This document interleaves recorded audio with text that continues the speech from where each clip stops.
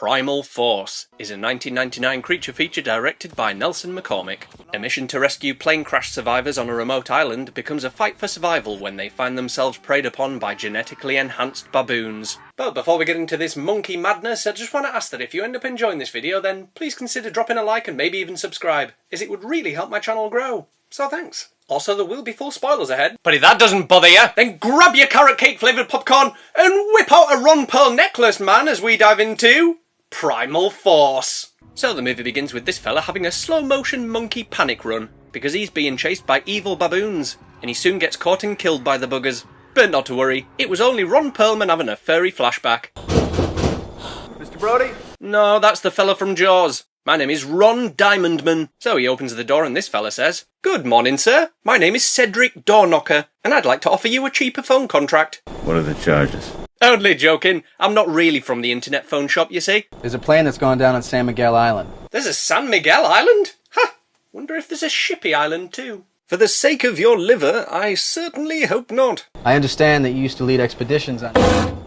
Ron? The door's shut on me. Ron? So he lets himself in and Ron's like, "Hey up mate, you've got a fly on your chin. Here, let me get it for you." But then Cedric's mate Gunpoint Gary shows up saying, Drop the gun. "Oh what, you'll shoot me? Oh, you will. Okay, I'll drop it then." So Cedric wants to hire Ron to help him find survivors of a plane that crashed on the island where he used to work. You don't want to go to that island. Nah, your Jedi mind tricks won't work on me, mate. So will you help us? Not right now, but I'll probably have a change of heart at the last second and show up just before you leave. Okay, well... If you change your mind, you know where to find us. But I don't know where to find you. Hey, don't leave! Cedric! So in the meantime, he has himself a nice big piss.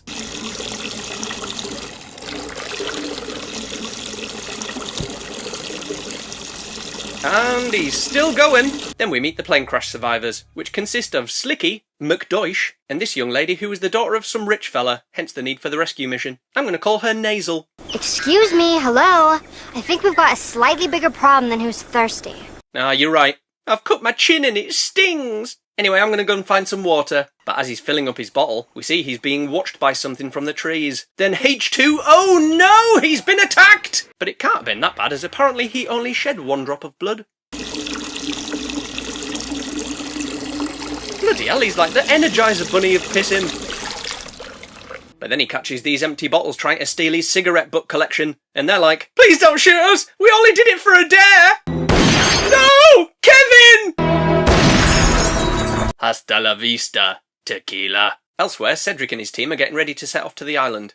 Here's the medical kit you asked for. That's not a medical kit, that's a yellow tarp. Then who should show up just in time? That's right, Ron Emeraldman. And you better believe he's a badass. 'Cause I'm a badass! You're late.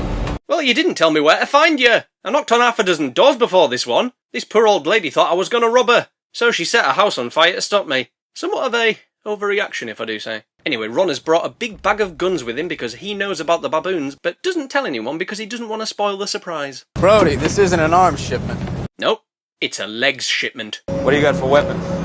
Weapons? You seriously didn't bring any weapons for a rescue mission. What the hell are we supposed to use, man? Harsh language? Next you'll be telling me you haven't brought any camping gear. Well, at least we brought medical kits. In fact, here's Tara with them now. How's this? Tara, that's not a medical kit, that's a white tarp!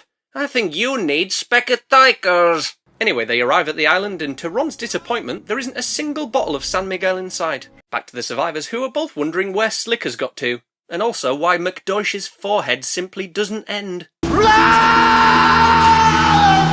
my god! Man-eating bushes!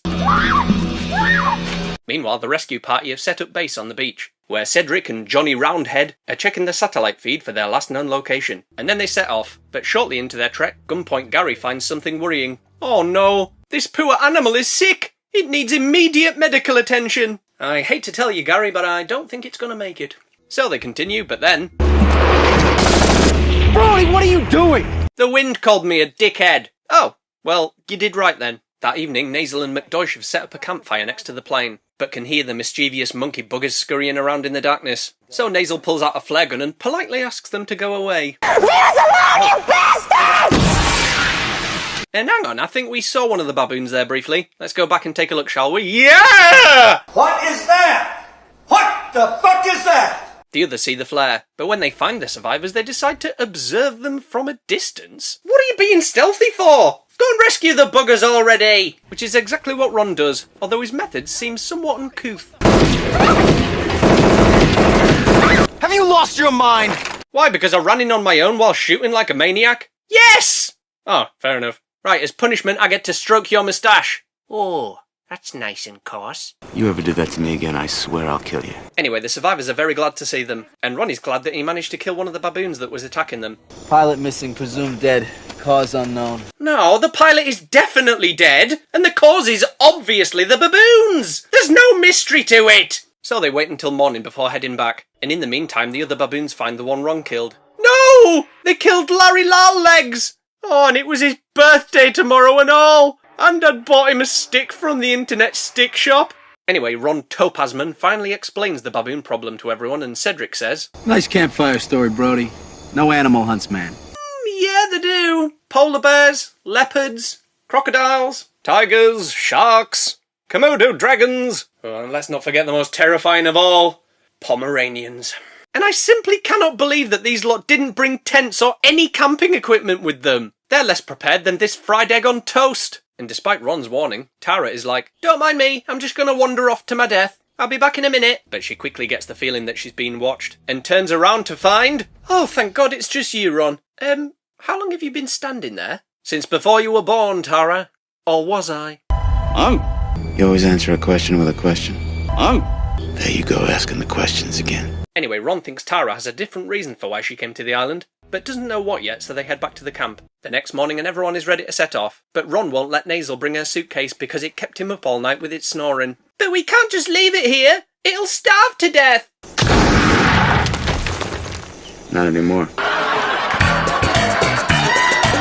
On the way back to the beach, Ron explains that the baboons were the test subjects of a mad scientist who was trying to make stronger predators for people to hunt. But of course they escaped and took over the island. Ugh, why can't people be content hunting normal animals? Like snails! Or octopuses! Octopi! No thanks, Ken, I prefer apple pie. Then Cedric gets a call from Johnny Roundhead, who tells him that the boat has gone because it forgot it left the stove on at home. So they continue back to the beach when suddenly Ron stops them with a fist. What is it? My fist. Now let's keep moving. But then the baboons start throwing rocks at them from up high, with everyone like, hey, stop it you rock-scopping shitheads! So naturally everyone panics and gets split up, with McDosh being singled out by them. Is there a baboon behind me? Because if there is... Tara also finds herself being chased by them, and then... Tara, do you hear me? Do you copy? Over. Yeah, I'm here, and don't worry, I've got a gun and I'll definitely hit them if I shoot with my eyes closed. But contrary to popular belief, shooting with your eyes closed has a negative effect on your accuracy. So she misses and ends up being dragged away by the baboon buggers. So Ron runs off to save her because he's a champ. And careful Ron, don't get the camera wet when you... Oh God, he has done! But he can't find her, so he heads back to the others, where Cedric says, you know what, I wonder what it feels like to be hit with the butt of a gun. Painful, just as I expected. Elsewhere, and Johnny is having a few monkey problems of his own, as one of the cheeky blighters has nicked his gun. Can I have that back, please? Are you going to shoot me with it?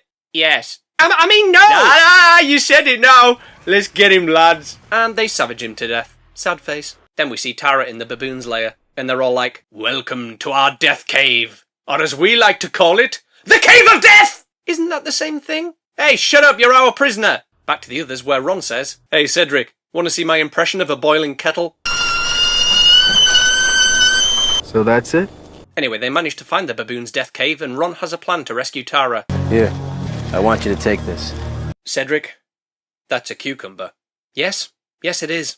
Thanks, man. I won't forget this. So, what is Ron's tactical genius rescue plan? Run in there with a shotgun and start blasting them, of course. And it works! He rescues Tara and leaves the baboons a little departing gift. Ooh, what's that he's left? Sausages in a baked potato? Oh no, it was dynamite in a grenade! Fooled again! Now they've rescued Tara, they make it back to the beach and find their base completely trashed, and Johnny completely dead. So between the boat leaving and the communications equipment being buggered, they appear to be in a bit of a pickle. A giant pickle! Sorry. They do still have a life raft though, but it won't fit everyone, and without a boat to paddle to, they'd just end up lost at sea. Tara then comes up with the idea of checking out the lab where they created the baboons, as maybe it has a radio they can use to call for help. So they set off for the lab, but Ron thinks this is all pointless. Haven't you figured it out yet? We're not getting off this island. Not with that attitude, we're not. How about a bit of optimism for a change? This is how it ends. But then they get attacked by the baboons again, with the beasties knocking over Gary and giving his legs a nibble. So Cedric runs over to help, while Ron Sapphireman has another furry flashback about his friend that was killed back when he worked on the island, which makes him think, right, I've had just about enough of these simian shits, and he starts blasting them with dual shotguns like the Chadosaurus Rex he is. So they manage to shoo off the baboons and rescue Gary. You're gonna be alright. Cedric, they've bitten me legs, man. I'm not gonna make it. Oh, stop talking crazy. So they pick up Gary and continue to the lab, where they come across this big fence saying Danger? What the hell is Danger? Whatever it is, it better not be dangerous. Generator in that shed. I might be able to get it going. Cedric also finds some radio equipment in the tower, so if they can get the power on, they can call for a boat to pick them up. Coming back to this island is probably the stupidest thing I ever did. Not quite. You were in Transformers Rise of the Beasts. Ah, touche. Tara then finds a cassette tape which has a voice recording of the scientist which ran the facility, who gives us a big exposition monologue which can be summarised as such. He was a dickhead. So while Cedric fixes the radio equipment, Ron finds out Tara's secret, and it involves the scientist behind all this. It was my father. Unfortunately, he was a real shit though. It's not true. She had plans to experiment on humans next. Meanwhile, Cedric has got the radio equipment working. Mayday, Mayday. Do you copy? Over. Hello? Oh, thank God. Please help! We're trapped on Angry Baboon Island and need a rescue. I like pencils. Okay. Who is this? Stephen? Right, Stephen, I need you to put your parents on. Coloured pencils. Yes, they are vibrant and good for expressing creativity. Now, please, put your parents on. A few hours and a promise of many packs of coloured pencils later, and a rescue boat is on its way to them. Now they only have to make it back to the beach, which is going to be easier said than done as the manic monkeys have found them once again. So everyone arms up and, oh dear, it looks like Gunpoint Gary's leg wounds have spread to his face, so I don't think he's got long left. Then again, all of them might not have long left, as they're surrounded. Figure for the worst and double it. Optimism, Ron! Optimism! Should we wait till we can see them before shooting? Nah, let's just shoot the walls and waste our ammo.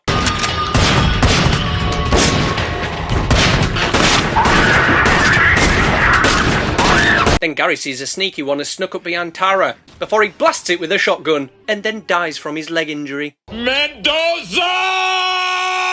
Ron ain't doing too well either, as one of the blighters has grabbed his leg and gives his ankle a chomp. Don't worry though, Cedric saves him and blasts the bugger off the tower, with it like, oh no, I'm falling! Good job there's a building down there to cushion me fall! Note to self, buildings do not provide a soft landing. Ah! Thankfully, the baboons retreat for a moment, giving everyone a breather. But strangely, Ron seems to find the situation amusing. What's so funny?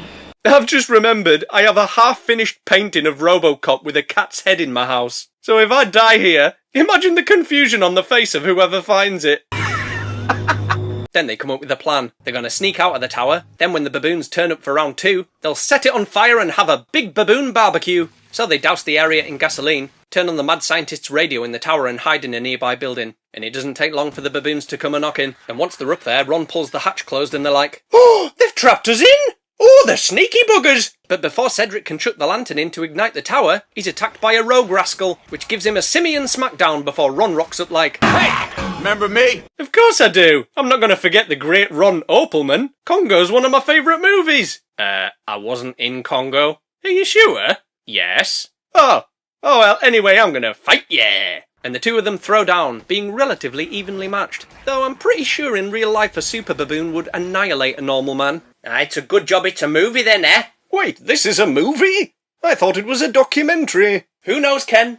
It might be both. But Ron ain't just a normal man. He's a bona fide, certified, grade A, drinks out of a dirty glass and wipes his ass with sandpaper badass. So naturally he wins the fight, but then collapses due to monkey fight fatigue, and says to Cedric, Cedric, I have a favour to ask. What is it? My RoboCat painting. I want you to... Finish it. Okay, I will. Under one condition. Okay. Let me stroke your moustache again. Oh, fine. Oh, yeah. Yeah, that's nice. Oh, very coarse. So Cedric tells the ladies to run for it before setting the tower ablaze, taking out a good chunk of monk. Ease. Then he gives the ground a hug because it was feeling sad. Elsewhere, the ladies have run away so fast that it's changed from night to day. They make it back to the beach, open up the life raft, and as soon as they get into the water, they see Cedric on the way too. But oh no! More of the baboon buggers are right behind him, so he runs like he's never run before, stumbling and falling over. But he still makes it. Yay! Then they activate the emergency beacon and float away from the island like, ha ha! Eat shit, you baboon bastards! Bastards! And so the day is saved. Everyone on the raft goes home and probably has evil baboon nightmares for the rest of their lives, while Ron has himself a nice little death, despite not actually sustaining any injuries significant enough to cause it. End of movie. And there we have it, folks. Primal Force is not great. In fact, I found it a bit boring at times, and the close-up baboon special effects are laughably bad. But having said that, I did still get some enjoyment out of it, mainly because it had Ron Perlman fighting off baboons with dual shotguns, which is something I think every movie should have in it. So, Primal Force, what did you think of it? Did you like it? Did you loathe it? Let me know in the comments below while I go and edit Ron Perlman fighting baboons with dual shotguns into Babe 2 Pig in the City. I give it about 10 minutes before you get bored and start playing Bellatro. More than likely, Ken. More than likely.